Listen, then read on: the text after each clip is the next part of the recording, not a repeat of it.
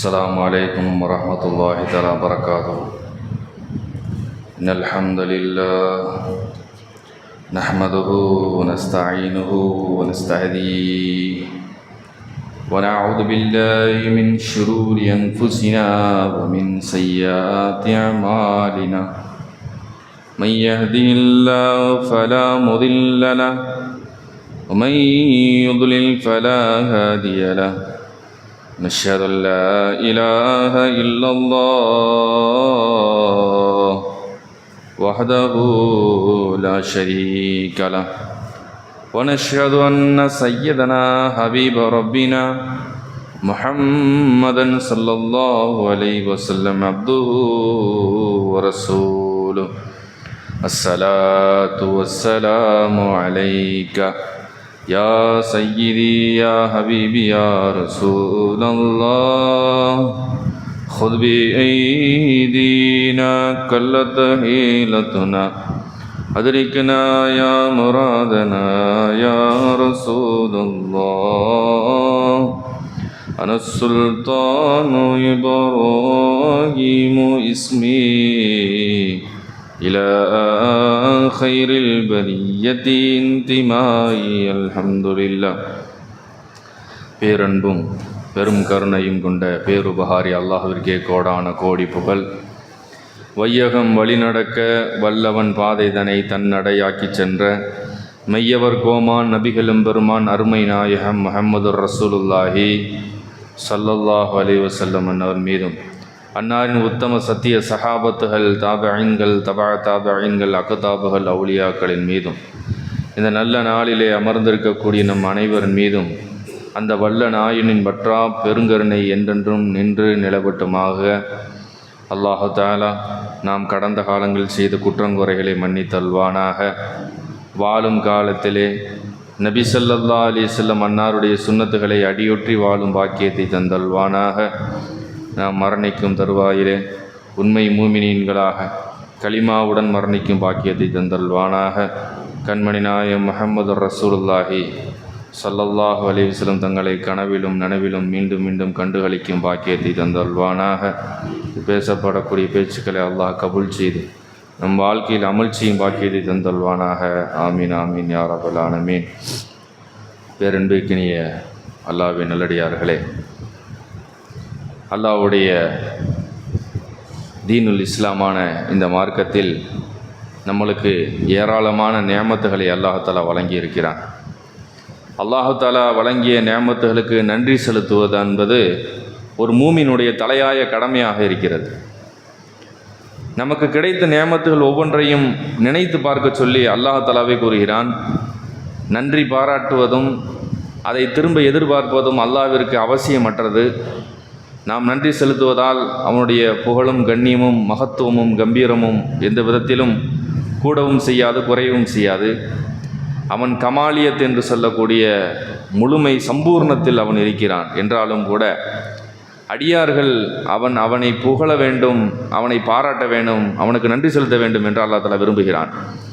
அல்லாஹ் நமக்கு ஒவ்வொரு நியமத்துகளையும் யா பனி இஸ்ராஈல, ஓ இஸ்ரவேல் மக்களே என்று அல்லாஹ் தஆலா யூதர்களை அழைத்து உதுகுரு, நினைத்து பாருங்கள், நிஅமதி அல்லதி அன்அம்து அலைக்கும், உங்களுக்கு நான் வழங்கிய ஒவ்வொரு நியமத்தாக நினைச்சு பாருங்க என்று அல்லாஹ் தஆலா இஸ்ரவேலர்களை பற்றி கூறுகிறான்.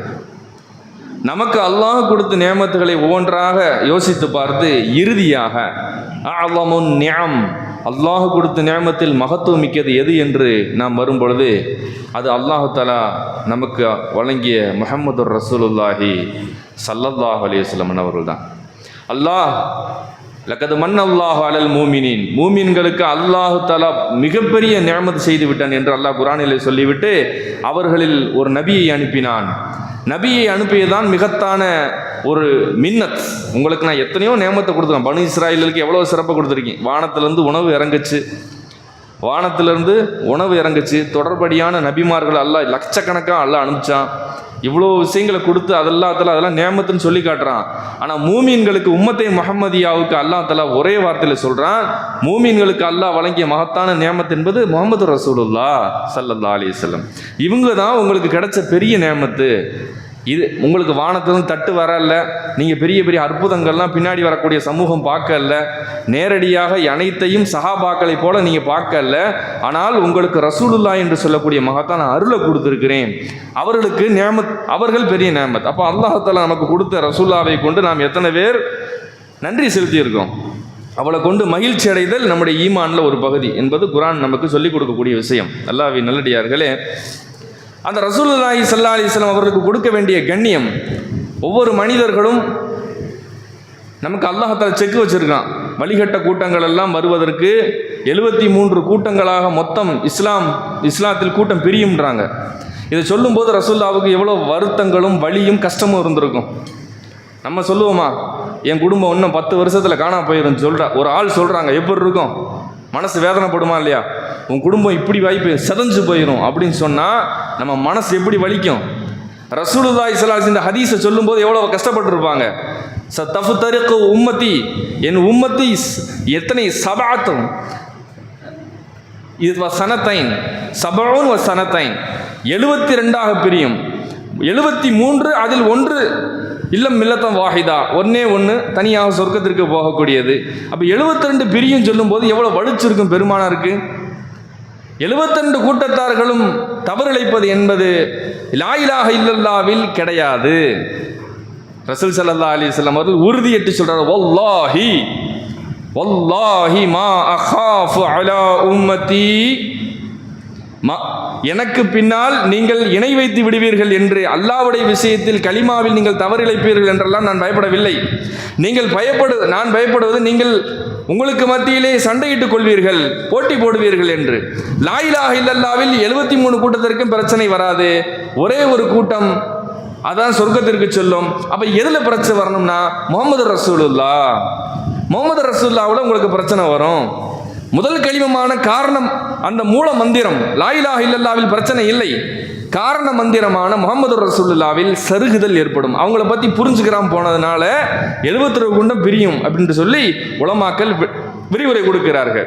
அல்லாஹ்வின் நல்லடியாக முஹம்மது ரசூலுல்லாஹ்வை சரியாக புரிஞ்சு கொள்ளவில்லை என்று சொன்னால் வாழும் போதும் பிரச்சனை, சக்கராத்துலேயும் பிரச்சனை, கபூரில் போய் கேள்வி கணக்கு கேட்கும்போது பிரச்சனை, ஹவுதுல் கௌசரில் போய் மறுமையில் நிற்கும் போதும் பிரச்சனை. எல்லா இடத்துலையும் அவங்க தான் இருப்பாங்க. எல்லா இடத்துலையும் யார் இருப்பா? ரசூல் ஸல்லல்லாஹு அலைஹி வஸல்லம். கபரில் போனோடனே முதல்ல யாருடைய முகம் காட்டப்படும்? மண் ரப்புக்க, உன் ரப்பு யார் என்று காட்டப்படும். அப்போ பதில் சொல்லிடுவாங்க. ஏன்னா பொது மூமின்கள் பெரிய வட்டத்தில் இருக்கக்கூடிய சொல்லுவாங்க, உமா தீனுக்க, உன்னுடைய தீனுனால இஸ்லாம் வந்துடும். 3வது கேள்வி ஒமன் நபியுக்க, உன்னுடைய நபி என்று யார் என்று சொன்னதுக்கு பின்னாடி அந்ததுக்கு பதில் சொன்னாலும் அடுத்த இன்னொரு கேள்வி வைக்கிறான், இவர்களை பற்றி என்ன சொல்கிறாய் என்று சொல்லி பெருமானாருடைய உருவம் காட்டப்படும். இவர்களை பற்றி நீ என்ன சொல்லிக்கிட்டு இருந்த கெஸ்டினுக்குள்ள அடுத்த இன்னொரு கேள்வி வருகிறது. அப்போ பாருங்க, இதுக்கு விளக்கம் சொல்லும்போது ரசூலுல்லாஹ்வின் உருவம் காட்டப்படுமா அண்ட் அது கபர்ன்றது இன்னொரு உலகம். நம்மளுக்கு மண்ணை மூடிட்டா கீழே பாதாளம் நம்ம நினைக்கிறோம், அது அசல்ல ஒரு உலகம்.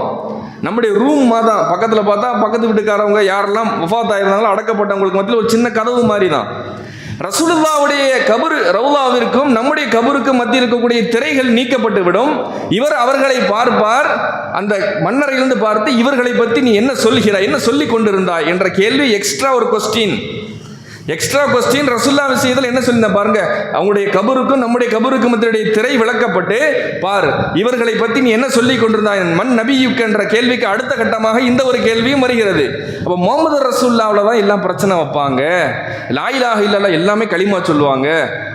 72 கூட்டமே லா இலாஹ இல்லல்லாஹ் கரெக்டாக சொல்லிடும், முஹம்மது ரசூலுல்லாஹ்வுல மிஸ்டேக் விடும். அப்போ அது எவ்வளோ பாருங்க, காரண மந்திரம் மூல மந்திரத்தில் சருகவில்லை, காரண மந்திரத்தில் தவறிழைத்து விடுகிறார்கள். அல்லாஹ்வின் நல்லடியார்களே, அப்போ ரசூல் ஸல்லல்லாஹு அலைஹி வஸல்லம் அவர்களை நம்ப வேண்டிய முறையில் நம்ப வேண்டும். சஹாபாக்கள் கண்ணியம் கொடுத்த விதத்தில் கண்ணியம் கொடுக்க வேண்டும். அவர்கள் நேசம் வைத்ததனுடைய அடிப்படையில் நேசம் வைக்க வேண்டும். இதை ஒன்று பிசுறு தட்டினாலும் கூட முடிஞ்சு போச்சு. 72 ஒன்று நம்ம அல்லாஹ் நம்மை பாதுகாப்பானாக. அல்லாஹ்வின் நல்லடியார்களே, அல்லாஹ் தஆலா ரசூலுல்லாஹ்வை அனுப்பிச்சிட்டு ஏதோ யதார்த்தமான மனிதராக அனுப்பிச்சு விடல. அல்லாஹ் தஆலா ஷர்த்து வச்சு சொல்றான், இன்னா அர்சல்னாக ஷாஹிதம் வ முபஷ்ஷிரம் வ நதீரா. நபியே, உங்களை நாம் ஷாஹிதன் சாட்சியாளராகவும், முபஷிரன் குட் நியூஸ் சுப செய்தி சொல்வராகவும். அவங்க சொன்னால் என்ன உங்களுக்கு மறுமையில் கிடைக்கும் அப்படின்ற அந்த பதிலையும் சேர்த்தே சொல்லணும். சும்மா என்னை பின்பற்றுங்கன்னு சொன்னால் அப்போ அவங்க அதற்குண்டான சுப செய்தியும் சேர்ந்தே சொல்லுவாங்க. நீங்கள் முஸ்லீமா மூமின்களாக வாழ்ந்து அல்லாஹ்வுடைய கடமையை பின்பற்றி ஹராமை தவிர்த்து வாழ்ந்தால் உங்களுக்கு மறுமையில் என்ன கிடைக்கும், கபரில் என்ன கிடைக்கும்ன்றத முன்னக்கூடிய சொல்லக்கூடிய முபஷிர் குட் நியூஸையும் சேர்த்தே சொல்லிடுவாங்க. வன்னதீரன் இப்போ அவர்கள் எச்சரிக்கையும் செய்வாங்க. நான் சொல்றதை விட்டு தவிர்த்துக்கிட்டீங்கன்னா என்ன நடக்கும்ன்ற அந்த எச்சரிக்கையும் உங்களுக்கு சேர்த்து சொல்லக்கூடியவர்களாக நாம் ஆக்கியிருக்கிறோம். இப்போ இது யாருக்கு அல்லாஹ் சொல்கிறான்? ரசூலுல்லாஹை பார்த்து சொல்கிறான். நமக்கு அல்லாஹ் தஆலா அடுத்து வைக்கிறான், அடுத்து சொல்கிறான் பாருங்க. எதற்காக தெரியுமா? லிதுமினு பில்லாஹி வ ரசூலிஹி, நீங்கள் அல்லாஹ்வையும் ரசூலையும் நம்பிக்கை கொள்ளணும். இப்போ இது நம்மளை பார்த்து இந்த குர்ஆன் வசனம் நம்மள்ட்ட அட்வைஸ் பண்ணுது. வ துஅஸ்ஸிரூஹு வ துஅக்கிரூஹு வ துஸப்பிஹூஹு புக்ரத்தன் வஸீலா. நீங்கள் துஅஸ்ஸிரூஹு அவர்களுக்கு உதவி செய்ய வேண்டும். நபிகள் நாயகம் ஸல்லல்லாஹு அலைஹி வஸல்லம் அவர்களுக்கு நீங்கள் உதவி செய்ய வேண்டும். எப்படி உதவி செய்கிறது? நம்முடைய மார்க்கத்திற்கு, நம்முடைய தீனுக்காக நம்ம செய்யக்கூடிய உதவி. நம்மளை பார்த்து இந்த குர்ஆன் வசனம் சொல்கிறது, நீங்கள் பெருமானாருடைய தீனுக்கு உதவி செய்ய வேண்டும். துஅக்கிரூஹு அவர்களுக்கு வகார், அவர்களுக்கு கம்பீரம் கொடுக்கணும், அவங்கள கண்ணியப்படுத்தணும். அல்லாஹ் எவ்வளோ பெரிய வார்த்தை சொல்கிறான், துஅக்கிரூஹு, நீங்கள் அவர்களை மகத்துவப்படுத்த வேண்டும். எப்படிங்க மகத்துவப்படுத்துறது? இதுவரைக்கும் பார்த்த எல்லா இடங்களையும் பாருங்க, ஒரு மத தலைவர்னு வந்துட்டாலே கடவுளாக்கிடுவாங்க இல்லையா? கம்பீரப்படுத்தணுன்றது எல்லா மதத்திலும் இருக்குது, கண்ணியப்படுத்துவாங்கன்றது எல்லா மதத்திலும் இருக்குது. ஒரு மனிதர் அந்த குணத்திற்காக அந்த இனத்திற்காக வாழ்ந்து விட்டு அவருக்காக போராடி மரணித்து விட்டால் உடனே குல தெய்வம் இல்லையா? முடிஞ்சு போச்சு. இப்போ இந்த வசனம் இப்படியா சொல்லுது? தௌஹீதுடைய அடிப்படையில் பேசக்கூடிய வசனம் துஅஸ்ஸிரூஹு துஅக்கிரூஹு, நீங்கள் அவங்கள கம்பீரப்படுத்தணும். யதார்த்தமான வார்த்தை பேசக்கூடாது. நீங்கள் யதார்த்தமான மனிதர்களை பேசுவதை போன்று அவர்களை பேசக்கூடாது. குர்ஆன் நமக்கு தடுக்குது. மகத்துவப்படுத்தணும். வார்த்தைகளின் நாகரீகத்தை பேண வேண்டும், அவர்களுக்கு முன்னால் பணிவாக இருக்க வேண்டும். இதற்கெல்லாம் அப்படியே ஜெராக்ஸாக வாழ்ந்து காட்டியவர்கள் சஹாபாக்கள் ரலியல்லாஹு தஆலா அன்ஹு அவர்கள். அவங்க சொல்றாங்க பாருங்க, சஹாபாக்கள் ஒரு மதீனாத்து அன்சாரி சஹாபி அவர்களுக்கு அடக்கம் செய்யப்பட்டுக்கிட்டு இருக்காங்க. அங்கே குழி தோண்டிக்கிட்டு இருக்காங்க, மையத்து பக்கத்தில் இருக்கு, குழி வெட்டிக்கிட்டு இருக்கு. அப்போ அது வரைக்கும் என்ன செய்கிறது அப்படின்றப்ப ரசூலுல்லாஹ் உட்காந்துட்டாங்க அமைதியாக, தரையில் மண்ணில் குத்த வச்சு உட்காந்துருக்காங்க. எல்லா சஹாபாக்களும் அப்படியே சுற்றி உட்காந்துருக்காங்க. ரசூலுல்லாஹ் அப்போ ஒரு ஹதீஸ் அறிவிக்கிறாங்க. அப்போ ஒரு ஹதீஸ், கபருடைய வேதனையை விட்டு பாதுகாக்கிறக்கா, தஅவ்வது பில்லாஹி மின் அதாபில் கபர், அல்லாஹ்வுடைய கபருடைய வேதனையை விட்டு அல்லாஹ்விடம் பாதுகாவல் தேடுங்கள் அப்படின்னு அந்த ஹதீஸ் அவங்க சொல்லும்போது சஹாபாக்கள் ஜலஸ்னா லஹு கஅன்னமா அலா ரூசின தய்ர், எங்களுடைய தலையை சுற்றி எங்கள் தலை மேலே ஒரு பறவை வந்து உட்காந்தா எப்படி உட்காந்துருக்குமோ அந்த மாதிரி எப்படி உட்காந்து பவ்யமா. எப்படிங்க? ரசூலுல்லாஹ் பக்கத்தில் நாங்கள் எப்படி உட்காந்துருந்தோம்? பவ்யமா. எங்கள் தலையில் ஒரு சிட்டுக்குருவி உட்காந்துருச்சுன்னு சொன்னால் அது பறந்து போகாது. கண்ணமா அலா ரூசின தயிர், பறவை எது மேலே உட்காரும்? குத்துக்கள் மேலே உட்காரும், போஸ்ட்டு கம்பத்து மேலே உட்காரும், மனுஷன் மேலே உட்காருமா?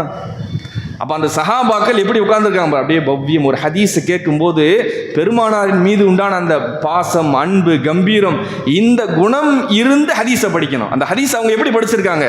கபர் சம்பந்தமா தஅவ்வது மின் அதாபில் கபர், அந்த கபருடைய வேதனை விட்டு பாதுகாத்துக் கொள்ளுங்க அந்த ஹதீஸ் அறிவிக்கும் போது அவங்க படிக்கிறவங்க எப்படி படிச்சிருக்காங்க பாருங்க. இன்னைக்கு நெட்லேருந்து படித்தோம்னு சொன்னால் எந்த ஒரு பறக்கத்து நமக்கு கிடைக்கும்? எப்படி ஒழுக்கத்தோடு நம்ம ஹதீஸை படிக்குது? ஒரு பயானை கேட்கும்போது என்ன ஹெட்செட்டில் ஹாதில் போட்டுக்கிட்டு என்ன இப்படி பயான் பேசிக்கிட்டு இருக்காங்க?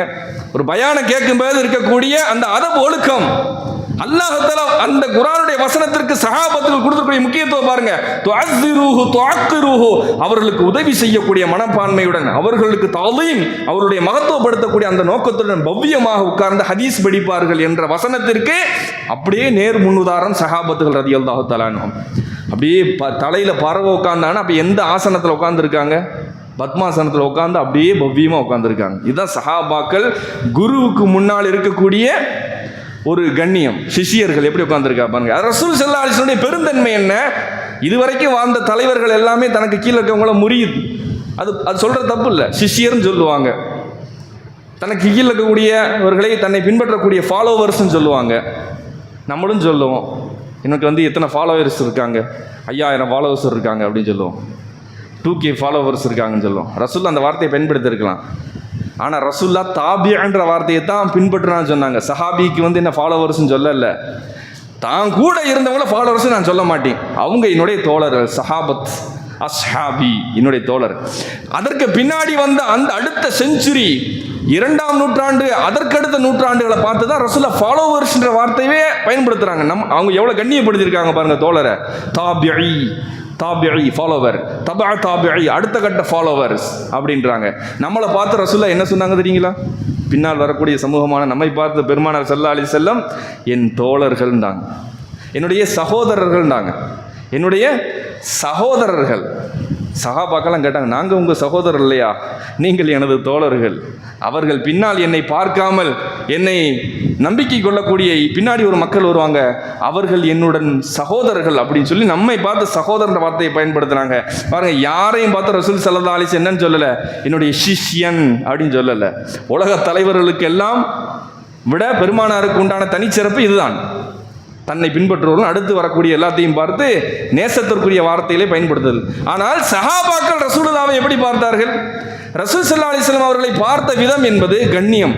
ஒரு குருவை பார்ப்பதை விட, ஒரு அரசரை பார்ப்பதை விட, ஒரு மகத்தான ஒரு பிரதமரை பார்ப்பதை விட ஒரு மேலான கண்ணியத்தை ரசூல் ஸல்லல்லாஹு அலைஹி வஸல்லம் அவங்க கொடுத்தாங்க. இவங்க தன்னுடைய ஒரு ஒரு தன்னை தாழ்த்தி கொள்வதற்காக ரசூலுல்லாஹ் சொன்னார்கள். ஆனால் அவர்களை பெருமைப்படுத்துவதற்காக இந்த வசனத்தின்படி அவர்களை கம்பீரப்படுத்தினார்கள் என்று நாம் பார்க்கிறோம். அல்லாஹ்வின் நல்லடியார்களே, அப்போ முஹம்மது ரசூலுல்லாஹ் என்ற கலிமாவின் பிற்பகுதியில் கொடுக்க வேண்டிய கண்ணியத்தை கொடுக்கலன்னு சொன்னால் கால் சரி நரகத்தில் விடும். கால் சரி நரகத்தில். இப்போ 72 கூட்டம் நரகத்துக்கு போகும் ரசூலுல்லாஹ் சொன்னாங்க. என்ன அர்த்தம்? அதில் ஹிடன் டீட்டெயில் என்ன இருக்குது? அதில் ஹிடன் டீட்டெயில் 72 தலைவர்கள் வருவாங்கன்னு அர்த்தம். அதை ரசூலுல்லாஹ் சொல்லலை. 72 கூட்டம் பிரியும் சொன்னாங்க. ஆனால் அதில் டீட்டெயில் என்ன? 72 தலைவர்கள் வருவார்கள்னு அர்த்தம். 72 தலைவர்கள் லீடர்ஷிப் தப்பாக மிஸ்கைடு பண்ணும். ஏன் மிஸ்கைடு பண்ணுது?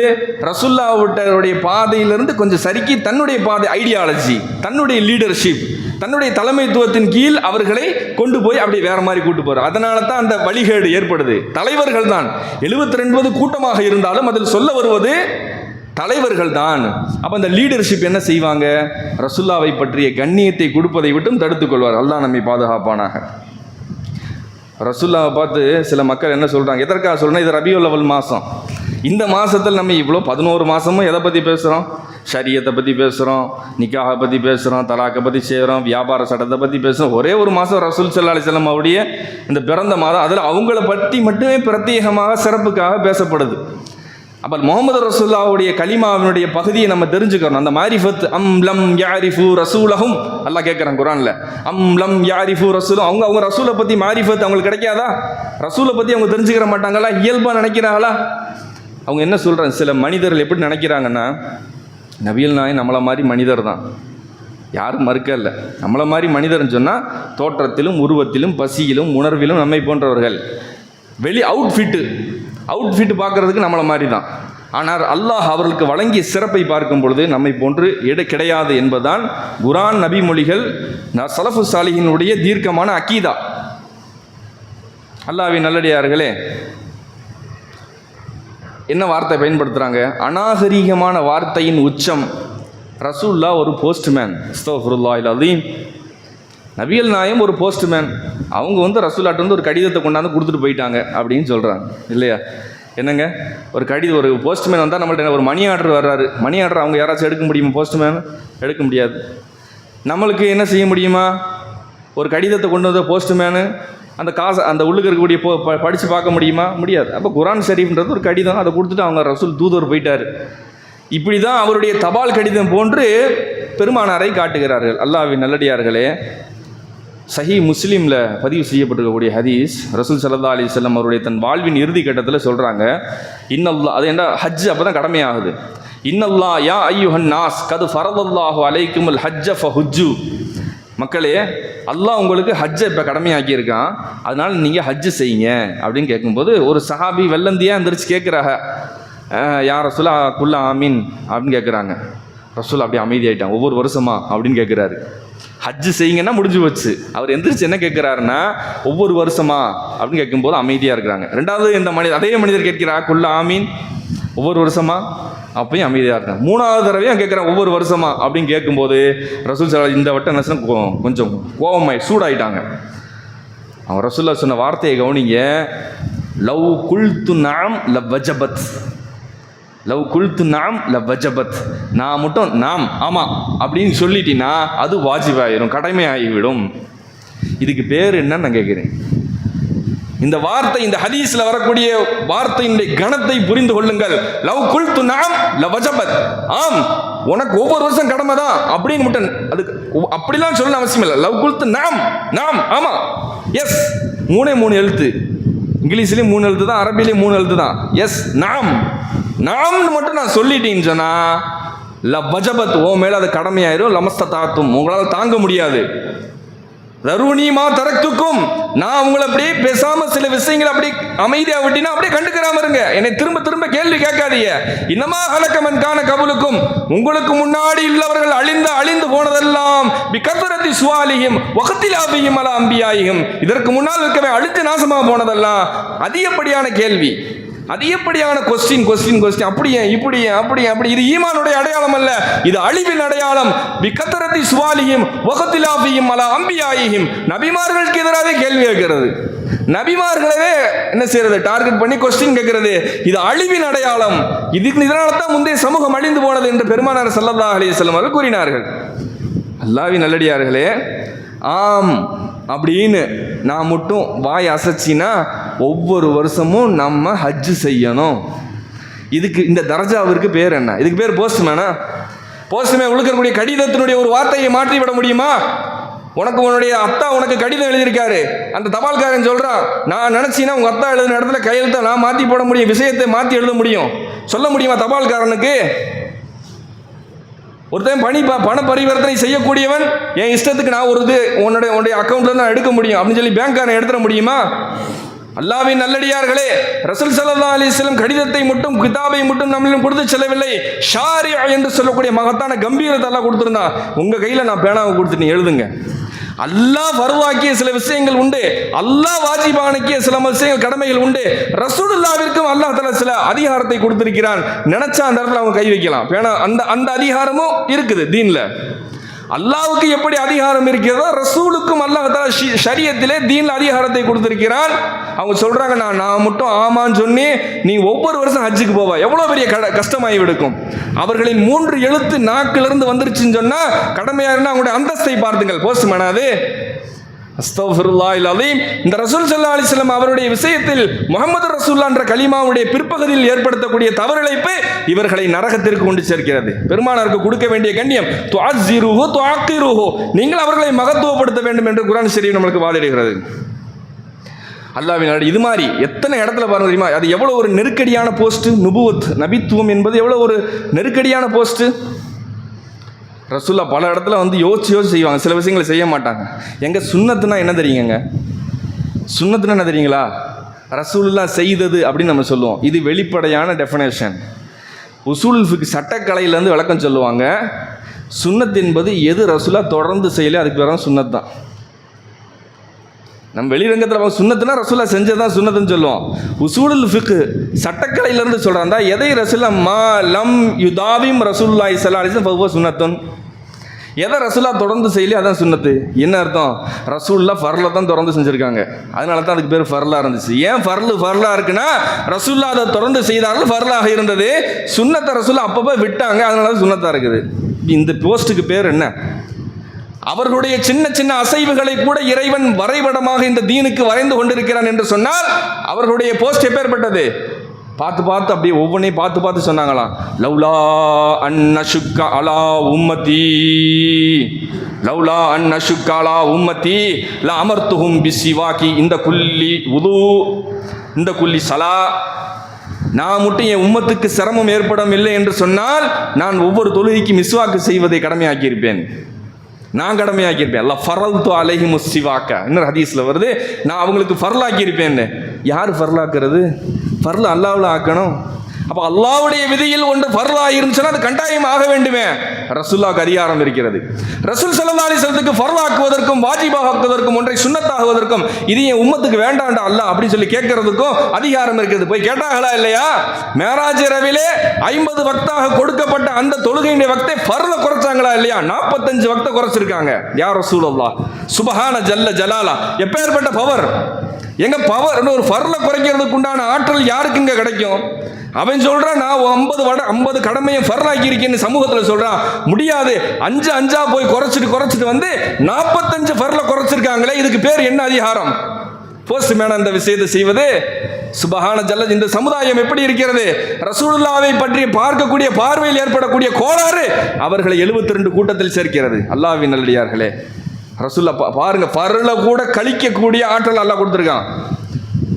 இன்னொரு இடத்தில் பாருங்கள், அவங்க சொல்றாங்க, லவ்ல ஒரு தடவை ரசூல் ஸல்லல்லாஹு அலைஹி வஸல்லம் இஷா தொழுகைக்கு வர்றாங்க. சஹாபாக்கெல்லாம் வந்துட்டாங்க. வந்த உடனே யாரோ ஒரு முக்கியமான ஒரு வெளிநாட்டிலேருந்து பிரமுகர் வர்றாங்க. அவங்கள பார்க்கறதுக்கு ரசூல் ஸல்லல்லாஹு அலைஹி வஸல்லம் போகிறாங்க. பேசிக்கிட்டே இருக்காங்க. டைம் ஆகுது 12, 1, 2 போயிடுச்சு. சில பேர் வந்து டக்குன்னு அவங்களா தனியாக தொழுதுட்டு போயிட்டாங்க. முடியல அவங்களால, வயோதிகம், பலவீனம், இப்படி. சில சஹாபாக்கு அப்படியே தூங்கிட்டாங்க பள்ளிவாசல்ல. 2:30 மணி 3 மணிக்கிட்ட ரசூல்லா பள்ளிவாசல்ல வர்றாங்க. எப்போங்க? இஷாவுக்கு. பார்த்தாங்களாம் சஹாபாக்கள் தூங்கிட்டு இருக்காங்க. ரசூலுல்லாஹ் வந்து எந்திரிச்சிட்டாங்க. சொன்னாங்க, உங்களில் யார் வந்து ஸ்ட்ராங்காக இருக்கீங்கன்னு பார்க்கறதுக்காக தான் எல்லாம் இப்படி ஏற்பாடு பண்ணியிருக்கான் அப்படின்னு சொல்லிட்டு அதை தொழு வச்சுட்டாங்க. தொழு வச்சுட்டு சொல்கிறாங்களாம், லவ்லா அன் அஷுக்க அலா உம்மத்தி, என் உம்மத்துக்கு இது சிரமம் ஏற்படவில்லை என்று சொன்னால் ல அஹர்துல் இஷா இலா சுலுசில் லைலி, இரவு 1/3 மீதமாக இருக்கும் பாருங்க, தஹஜ்ஜுத் நேரம், பிரம்ம முகூர்த்தம், அந்த கடைசி நேரம், அந்த கடைசி நேரத்தில் கொண்டு போய் நான் இஷாவை வச்சிருப்பேன். எனக்கு ஆசை இருக்குது. ஏன்னா தஹஜ்ஜத்தும் சேர்ந்து ஆக்கிரோம்ல, ஒரே கல்ல 2 மாங்கால. இஷாவும் தொழுத மாதிரி ஆக்கிறோம், தஹஜ்ஜத்தும் தொழுத மாதிரி ஆக்கிறோம். அப்போ சமூகத்துக்கு கொண்டு போய் இஷா தொழு உங்களுக்கு எப்போங்க அப்படின்னு சொன்னால் தஹஜ்ஜத் நேரத்தில். எவ்வளோ பெரிய நல்ல ஒரு பாக்கியம். ஆனால் இது நல்லது தான், நான் சொல்கிறேன், இது என் உம்மத்துக்கு பாரமாக இருக்கும். என் உம்மத்திற்கு பாரமாக இருப்பதனால் நான் இஷாவை தூக்கி முன்னால் வைத்து விட்டேன். இல்லைன்னா தஹஜ்ஜத்தில் கொண்டாந்து வச்சிருப்பேன் ரசூல் ஸல்லல்லாஹு அலைஹி சொன்னார்களே. இதற்கு பேர் என்ன? அதிகாரம் இருக்கிற அந்த பேனாவை அல்லாஹ் கையில் கொடுத்துருக்கிறான். நீங்கள் நினைத்தால் இந்த சமூகத்திற்கு ஒன்றை எழுத முடியும், அரசியல் முடிவுகள் எடுக்க முடியும், ஆன்மீக முடிவுகள் எடுக்க முடியும், ஒன்றை ஃபர்லாக்க முடியும், ஒன்றை தடுக்க முடியும். கழுதையினுடைய கரியை பெருமானார் தடுத்தார்கள், கைபர் போரில் தடுத்தாங்க. அவங்களுடைய அதிகாரம். இன்றைக்கும் கூட அந்த மசாயில் சின்ன கருத்து வேறுபாடு இருக்குது. அதை ஏன் தடுத்தாங்க? அது உண்மையிலே ரசூல்லா வந்து ஹிக்மத் அடிப்படையில் தடுத்தாங்களா அப்படின்றனால தான் அதில் ஒரு சின்ன ஃபிக்கு மசாயில் கூட இருக்குது. கழுதை வாய் வைத்த தண்ணீரில் ஒளி செய்யலாமா அப்படின்னு சொன்னால் நீங்கள் இந்த மதுஹப்லையும் போய் பார்த்துக்குங்க, கரெக்டான பதிலே கிடைக்காது. அந்த தண்ணி சுத்தமாக அசுத்தமானது ஒரு முடிவே கிடையாது, சந்தேகத்திற்குரிய தண்ணின்னு விட்டுருவாங்க. ஏன்? ரசூல்லா அதை தடுத்தாங்கன்னா பின்னாடி அது அனுமதி வந்துருச்சா, ரசூல்லா அதை எந்த அடிப்படையில் தடுத்தாங்கன்ற ஒரு இக்கன்னா இன்னைக்கு சட்டக்கலையில் இருக்கிறதுனால அந்த சட்டம் இன்னும் இருக்குது. அப்போ பாருங்கள், ரசூல்லாவுடைய அதிகாரத்தை பாருங்கள். அவங்க சில விஷயத்தை தடுக்கிறாங்க, அவங்களுக்கு அல்லாஹ்வுடைய அதிகாரம், அல்லாஹ்வே பிரத்யேகமாக சொல்லக்கூடிய சட்டங்கள் சில விஷயங்கள் இருக்கத்தான் செய்கிறது, அதை மறுக்கவில்லை. ஆனால் பெருமானாருக்கு அல்லாஹ் தஆலா வழங்கி இருக்கக்கூடிய அந்த கம்பீரமும் அந்த அதிகாரமும் சுபஹான ஜல்ல ஜலாலா. இப்பேற்பட்ட ரசூலுல்லாவை சஹாபாக்கள் எப்படி பார்த்துருப்பாங்க? அவ்வளோ பவ்யமாக தானே ஹதீஸ் பார்ப்பாங்க. ஆமாம், ஒரு மனிதர் வந்து கேட்குறாரு ரசூலுல்லாஹ்ட்ட, யாருமே பாருங்க அதிகமாக கேட்க மாட்டாங்க. குர்ஆனே எஸ் அலூனக்கன்னு 13 இடத்துல அல்லாஹ் சொல்கிறான். நபி அவங்கள்ட்ட வந்து ஒரு கொஸ்டின் கேட்குறாங்க, உங்களோட ஹைவை பற்றி கேட்குறாங்க, பிறையை பற்றி கேட்குறாங்க, இந்த சட்டத்தை பற்றி கேட்குறாங்க. நல்லதா 13 இடத்துல சொல்கிறான். அதுக்கு மேலே சஹாபாக்கள் கேள்வி கேட்டதே இல்லை, வெறும் 13 கேள்வி தான் கேட்டிருக்காங்க. அப்போ எப்படி அமைதியாக பவ்யமாக இருந்திருக்காங்க பாருங்கள். நம்ம இன்னைக்கு போட்டு தொலைச்சி எடுத்துரும் இல்லையா? நீ செய்கிறது அதில் இருக்குதா, நீ செய்கிறது இதில் இருக்கான்னு சொல்லி போட்டு நம்ம கேட்குறோமே. ரசூலுல்லாவை சஹாபாக்கள் கேட்ட நேரடி கேள்விகள் என்பது வெறும் 13 கேள்விகள் தான். அதையும் அல்லாஹ் தஆலா குர்ஆன் ஷரீஃபில் சொல்லி காமிச்சிட்டான். ஒரு மனிதர் வந்து திடீர்னு காட்டரபி கிராமவாசி காட்டுறான், மண்ணானே நான் மவுத்துக்கு பின்னாடி நான் எங்கே போவேன்? ஃபின்னார், நரகத்துக்கிட்டா போவேன்ட்டாங்க. எப்படி இருக்கும் சஹாபாக்களுக்கு? பதறி போயிட்டாங்க சஹாபாக்கள். உமர் போன்ற பெரிய வீரர்களும் பதறி விட்டார்கள். யாரும் ரசூலுல்லாஹ்வுடைய சபையில் அவ்வளோ துணிச்சலாக பேச முடியாது. நான் எங்கே மவுத்துக்கு பின்னாடி நான் எங்கே போவேன்? ஃபின்னார், நரகத்துக்கு போவேன் அப்படின்னாங்க. அப்படியே அடங்கிட்டாங்க. அடே ஹஜரத் உமர் தேம்பி அழுகிறார். அப்படியே கொதிச்சு போய் ரசூல்லா மிம்பர்ல நின்று கேட்கிறாங்க, வேற யாருக்கு என்ன கேள்வி வேணும் அப்படி கேட்கிறாங்க. ரசூல்லா அந்த மாதிரி சூடாகி என்னைக்கு யாரும் பார்த்ததே இல்லை. உங்களுக்கு என்ன வேண்டும் என்று கேட்கிறார்கள். ஒரு மனிதர், என் காணா போன ஒட்டகம் எங்க இருக்குன்னு கேட்கிறாரு. அது இன்னொரு காட்டுவாசி, என் காணா போன ஒட்டகம் எங்கே இருக்குன்னு இருக்கிறாரு. எப்படி இருக்கும் சஹாபாக்களுக்கு? ரசூலுல்லாஹ் இவங்க என்ன புரிஞ்சுக்கிட்டாங்களா இல்லையா? அவங்க எப்பேற்பட்ட ஸ்தானத்தில் இருக்காங்கன்னு சொல்லிட்டு, உன் ஒட்டகம் அந்த இடத்துல இந்த மேய்ஞ்சிக்கிட்டு இருக்கு, வேற யாருக்கு என்ன வேணும் அப்படின்னு கேட்குறாங்க.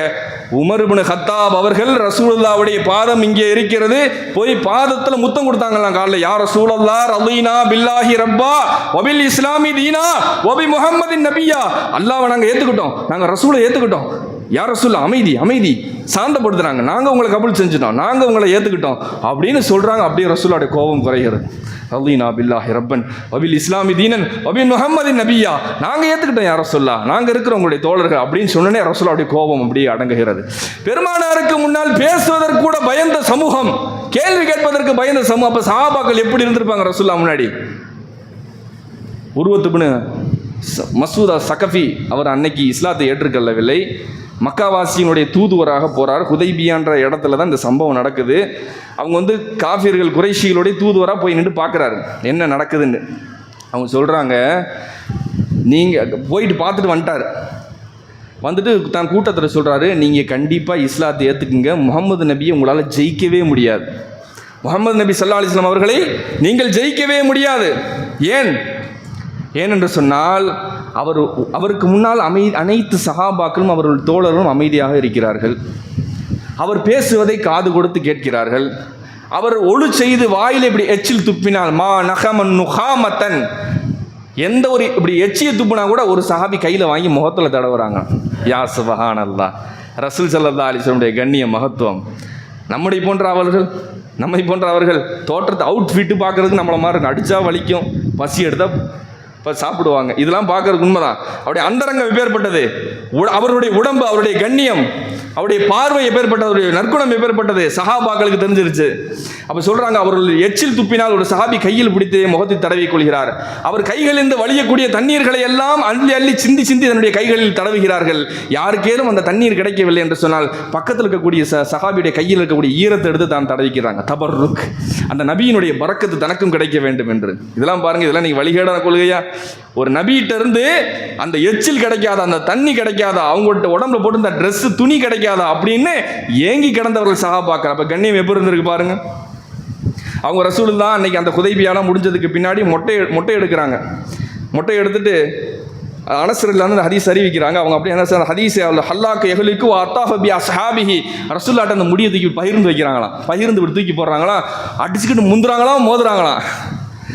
அந்த முடியை கிடைப்பதற்காக, ரசூலுல்லாஹ்வுடைய ஒரு முடி கிடைப்பதற்காக போட்டி போடுறார் பெரும் வீரர் காலித் இப்னு வலீத் போன்ற பெரும் வீரர். அவருக்கு நெற்றி முடி கிடச்சிருச்சு, அடிச்சுட்டு ஆள்ட்டாக. நம்ம முடிக்கெல்லாம் என்னங்க மரியாதை?